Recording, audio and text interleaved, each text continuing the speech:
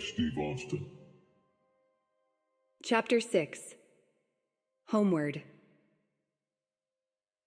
Lieutenant Ranneman looked out over his small assemblage of troops as they sat upon the ground outside the great house of Don Aeros, preparing to journey on after their brief rest halt. Javori, the gnomish chamberlain and mayor of Don Aeros, sat across from him, discussing Shanaeah's predicament and the plans for her rescue. The lieutenant looked up to see a gnomish runner approaching. The runner stopped in front of him and Javori and exclaimed, "My lords, Shanaeah has been freed. She is of sound mind and body and is resting as we speak in her suite in Pandaena. She will soon be venturing this way en route to Boniscus and the palace of her father." At this, Javori leaped into the air, overcome with relief and joy. Lieutenant Ranneman embraced the runner and patted his back in his delight at hearing his lady had escaped and was unharmed. "This is news excellent beyond comprehension, dear gnome. Do you have details concerning her capture and escape?" Ranneman said. "Yes, Lieutenant." And he informed Ranneman and Javori of Shanaeah's plight at the hands of Minerva, how her escape was implemented, and of the feast held in Pandaena in honor of her freedom. Then Ranneman said, "We shall make toward Pandaena. We shall escort Milady back to her father in Boniscus to ensure her safe conduct. Blessings inherent upon you, good runner. Please arrange for the next leg to proceed to Boniscus and inform Renata and Ottacum Milady is safe and will soon be reunited with them. Javori." "Step ahead of you. There shall be a feast prepared for her arrival, like the great house hasn't seen in an age, and a guard shall be assembled to accompany Shanaeah along with your troops back to Boniscus. No harm shall come to her, at risk of peril, not on this day. Blessings inherent, I go to the great house to prepare to make merry." Ottacum sat at the head of the table of the controvisory, awaiting the arrival of his new prisoners for interrogation. Normally, prisoners were not brought to the controvisory, but at the moment, Ottacum was in no mood to venture down to the dungeons.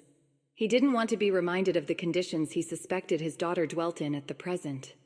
A knock on the door and the voice of Ivis, chief of the palace guard and head jailer, jarred him from his thoughts. "My lord, I have the prisoners ready for questioning." Enter.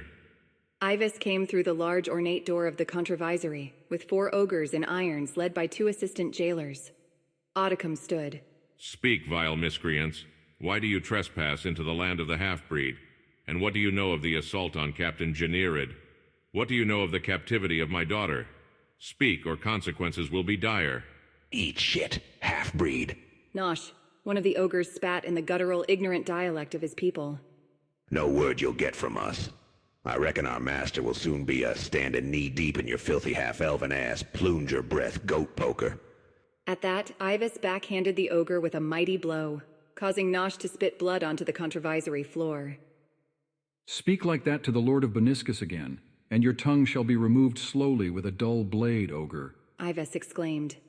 This was puzzling, even considering that ogres will fight to the death when cornered. In circumstances such as the present, when bound and in utter submission, they usually were quite cowardly. This ogre was bold well beyond what Ottacum expected considering this particular situation. What had been altered in this particular ogre's behavior to allow for such a daring response? Who or what altered it? Or was Nosh just an exception to the rule? Ottacum doubted the latter, and was highly suspicious of the former. Ives, stay yourself.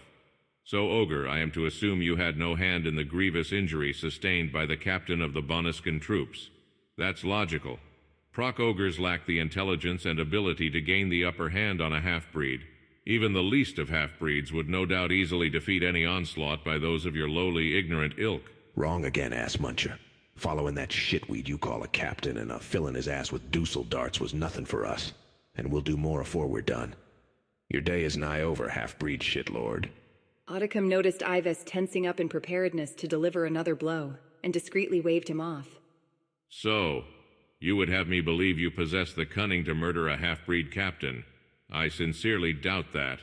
Nor do I believe you and your lowly kin are crafty enough to capture and hold my daughter against her will. Your lack of intelligence weighs too heavily in her favor. "Wrong again, dick brain. My kin is bleeding that little piece like a stuck hog in the dungeons of Rorsch Rat now. And the Dark Lady is causing the filthy sprite whore a mess of grief as well." Ivis, Remove these miscreant bastards to the dungeons and punish them for Nosh's insolence. Do no lasting harm, but show them the consequence of their pompous, irreverent behavior, and persuade them not to speak of Shanaeah in that manner ever again." As Ives removed the captives, Ottocum seated himself again at the head of the table. Wheedling information from the ogre had been even easier than he had anticipated. Nosh's newly found arrogance had facilitated that nicely. Ottocum sensed the ogre's desire to boast about the achievements of his kin, and played him like a fine harp. His suspicions concerning the involvement of the Order were confirmed in Nosh's mention of the Dark Lady, most likely a member of Marfo Parliament, perhaps even Minerva herself. And the fearlessness Nosh displayed in the face of adversity did suggest brainwashing. It would appear that Minerva and the Order of Pandaena were indeed building an ogre army.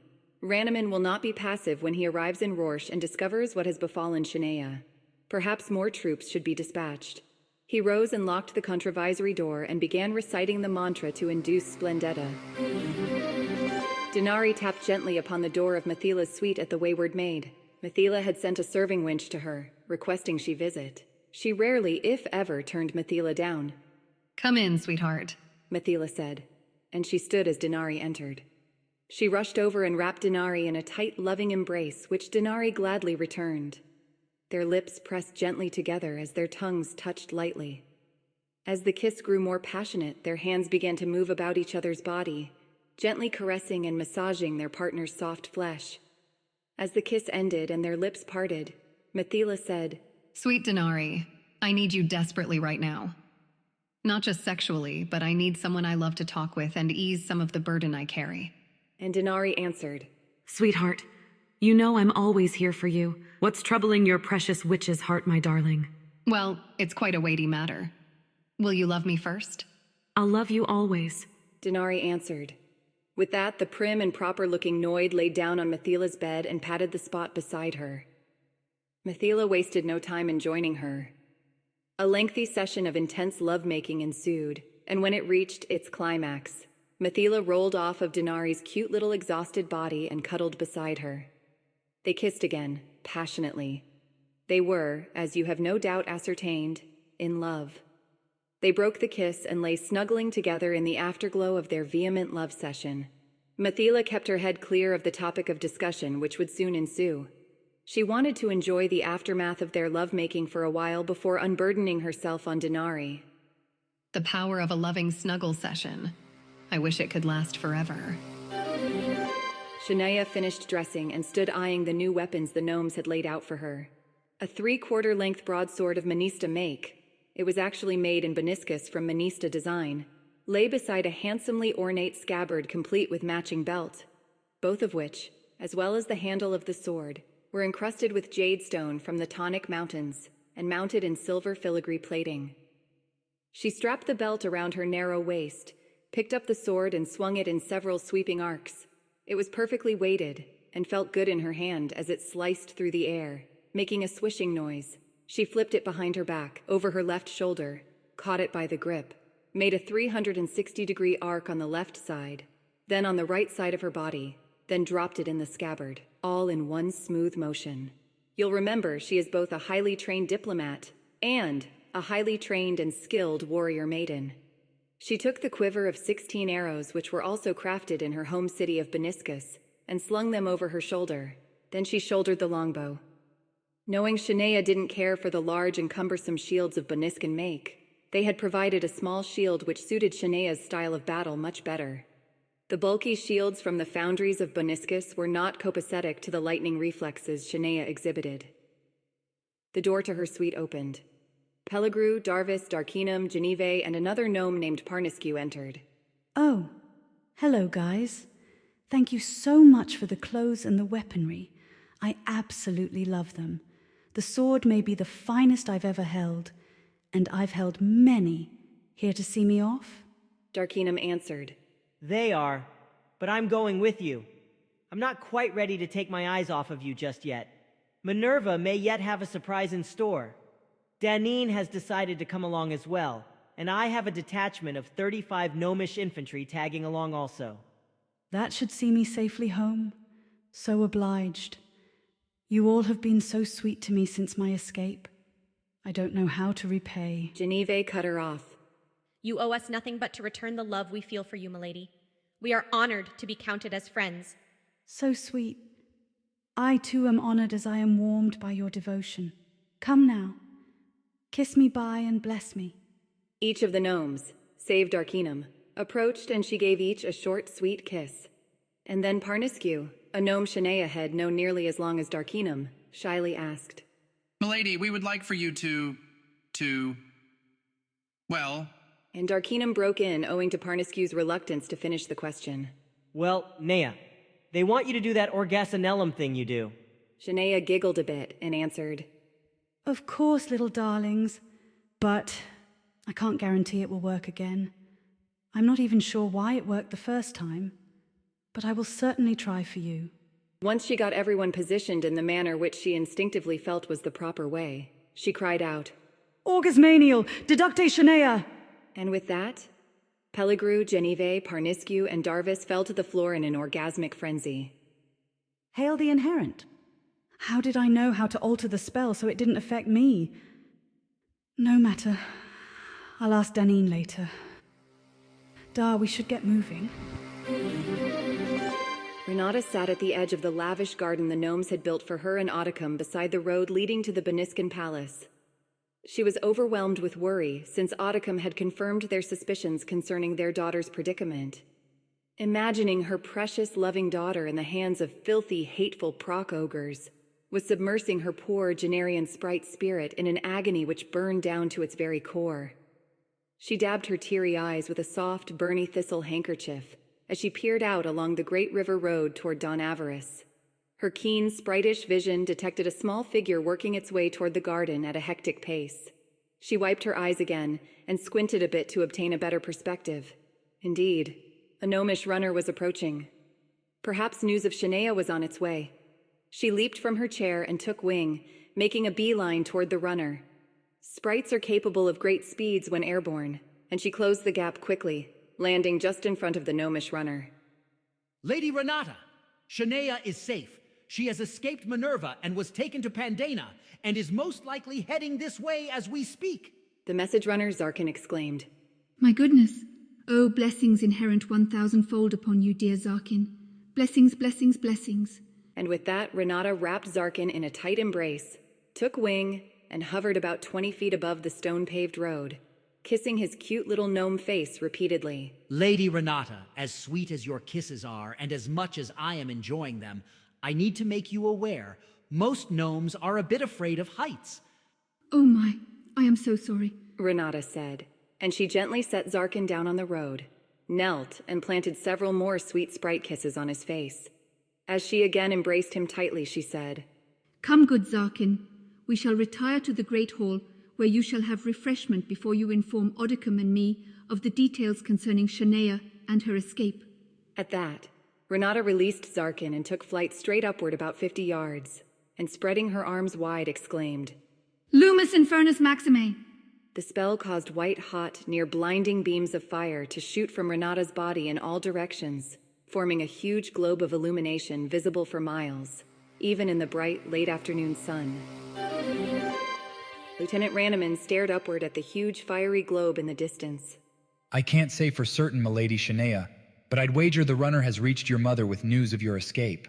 Ah, yes, that is definitely my mother's fire, she replied, as she smiled and lightly chuckled.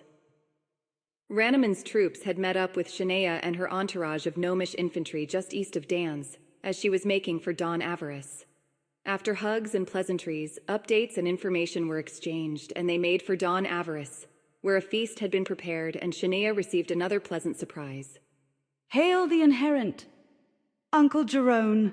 Exclaimed Shanaeah, as she draped herself around the Minista's broad shoulders. Yes, dear niece. I have been awaiting your arrival since I got here earlier. I was much distressed upon hearing of your abduction and imprisonment by that evil witch, but I am overjoyed at learning of your escape from the dungeons of Rorsch. And here we discover the reason Jerome's gut had him forego the direct route to Boniscus and make for Don Avarice. The feast concluded, and with Shanaeah appropriately kissed goodbye by her beloved gnomes of Don Avarice, we are back to the present. The company had grown considerably as the last leg of her journey homeward commenced. Lieutenant Ranneman, his troops, and the detachment of intel thieves which had originally set out from Boniscus were now accompanied by Jerome and Danine, along with Sasha and Suline, 2 sprites she had summoned from Tenella, the detachment of gnomish infantry from Pandaena, 20 more gnomish infantry from Don Avarice, Darkinum, and of course, Shanaeah. All in all, 123 made their way toward Boniscus. 4 by 4, the company strode down the Great River Road with Danine, Sasha, and Celine hovering behind as rear guard, Lieutenant Ranneman leading, and Shanaeah, with Darkinum at her side, positioned dead center. If Minerva had another ambush staged, they would not even get near Shanaeah. Darkinum looked up at Shanaeah and said, "At the pace we're holding, we should reach your father before sunset, Nea." Oh, Da, you have no idea how sweet it will be to embrace my parents and sleep in my own bed. Well, having never slept on a dungeon floor in Rorsch, I have no basis for comparison on that front. But I'm sure your mom had the servants beat the farts out of your mattress and fluff the pillows for you. Da, you insensitive little impish prick. You sweet, beloved little impish prick. She retorted as she giggled slightly, then bent and kissed him on the top of his head. I'm so glad you decided to come to Boniscus. How long can you stay? As long as you need me to, fair maiden. Since all this kidnapping hostage stuff began, I must admit, I am reluctant to let your silly, spritish ass out of my sight. You just enjoy the sight of my spritish ass, you nasty little Nomo perv. Can't deny that, sugar bumps. A sweet little ass it is indeed. But seriously, Nea, I worry about you most grievously of late. Things are getting seriously sinister anymore. And I'm not the only one who suspects you have a rather large role to play in whatever it is that is about to transpire in Aeros. I don't believe you were taken by Minerva due to mere happenstance. You must know that Danine suspects the same, and even I can ascertain that Danine is privy to some forgotten lore concerning you. I mean, the entire gnomish nation has had a gut feeling about your uncanny abilities since you were but a babe. Yet even so, seeing it begin to come to fruition is quite frightening. Yes, I'm frightened too. But for now, I just want to get home and see my mother and father. I'm sure the controvisory will be busy with much discussion in the next few days concerning these very issues. Until then, let's just enjoy each other's company and be light of heart. Please, Dar? I'm sorry, Nea. Even I sometimes forget that the light-hearted exterior of a sprite can sometimes mask a deeply buried cask of sorrow. Blessings inherent upon you, dearest friend. I love you beyond measure, and would not see disparity in your pretty blue eyes if it meant giving my life to prevent it. Wiping the tears from her cheeks, Shanaeah said, I know, Da. I know. And I love you too.